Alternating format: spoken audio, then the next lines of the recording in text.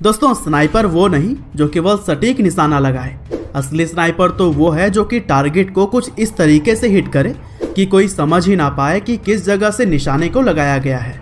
और आज की इस वीडियो में भी हम आपको जिस अमेरिकन स्नाइपर के बारे में बताने वाले हैं वो अकेले ही पूरे आर्मी के बराबर थे। जी हाँ दोस्तों, हम बात कर रहे हैं कार्लोस हैथकॉक के बारे में, जिन्हें कि द वाइट फेदर के नाम से भी जाना जाता है। और कार्लोस के अंदर कुछ इस तरह की काबिलियत थी कि वह 12 इंच प्रति घंटे की स्पीड से भी चल सकते थे, यानी कि वे इतना धीमा मूव करते थे कि उनके आसपास के जानवर भी उनकी मौजूदगी को नहीं भांप पाते। और इसी वजह से वह दुनिया के एक ऐसे स्नाइपर के तौर पर गिने गए थे जिनका मुकाबला करना नामुमकिन सा था। और आज के इस वीडियो में भी हम कार्लोस हैथकॉक के बहादुरी की कहानी को जानने वाले हैं। दरअसल 20 मई 1942 को अमेरिका में पैदा होने वाले कार्लोस जब छोटे थे तभी से वे यूएस मरीन के बहादुरी के किस्से सुनते हुए आ रहे थे और इसी वजह से वे शुरू से ही एक मरीन स्नाइपर बनना चाहते थे। और फिर कार्लोस एक लक्ष्य बनाकर बचपन से ही आगे बढ़े, जिससे कि उन्होंने 17 साल के छोटे से उम्र में ही यूएस मरीन को ज्वाइन कर लिया था।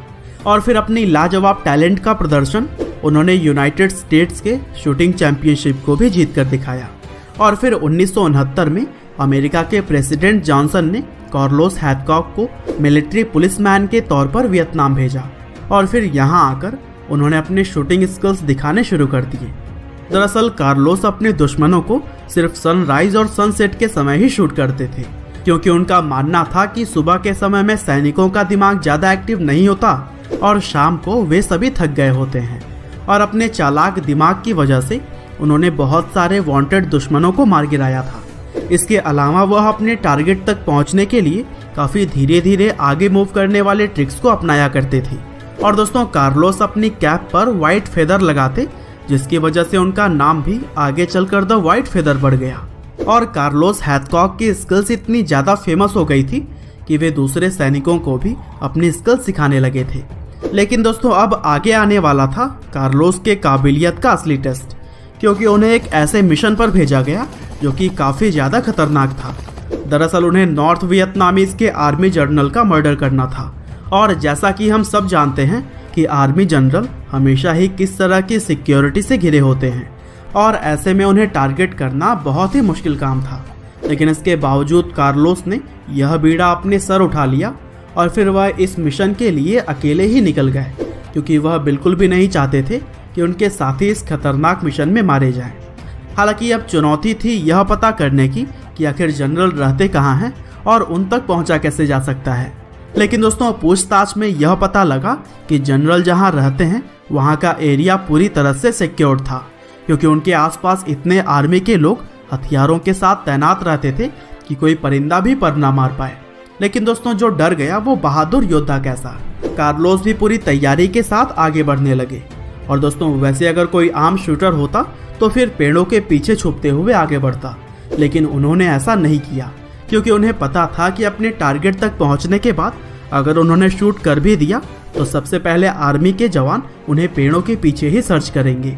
और इसीलिए उन्होंने जमीन पर रेंगते हुए आगे बढ़ने का रास्ता अपनाया। और इस बार वह केवल शूटिंग इक्विपमेंट्स और पानी लेकर आगे बढ़ रहे थे।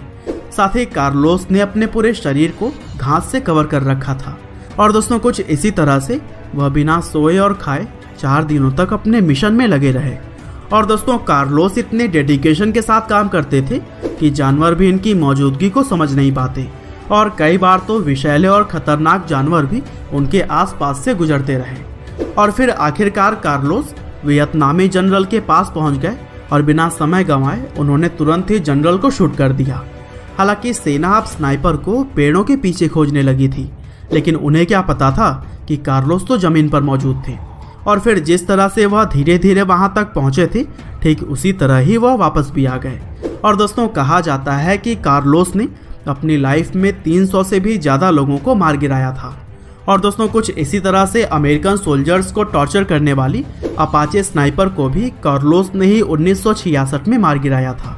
और दोस्तों एक बार तो कोबरा नाम के एक स्नाइपर ने कार्लोस के साथियों को एक एक करके मारना शुरू कर दिया और यह बात कार्लोस को काफी दुखी कर गई।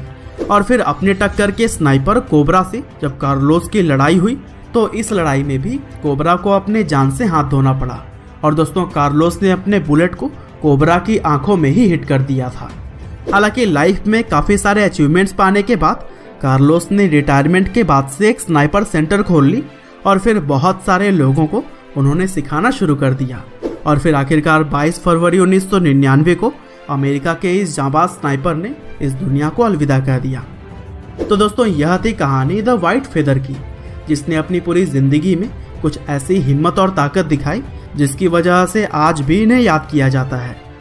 उम्मीद करते हैं कि आपको आज की यह वीडियो जरूर ही पसंद आई होगी और दोस्तों इसी तरह के इंटरेस्टिंग वीडियोस के लिए सब्सक्राइब करिए, साथ ही बेल आइकन को भी दबाना ना भूलिएगा। आपका बहुमूल्य समय देने के लिए बहुत बहुत धन्यवाद।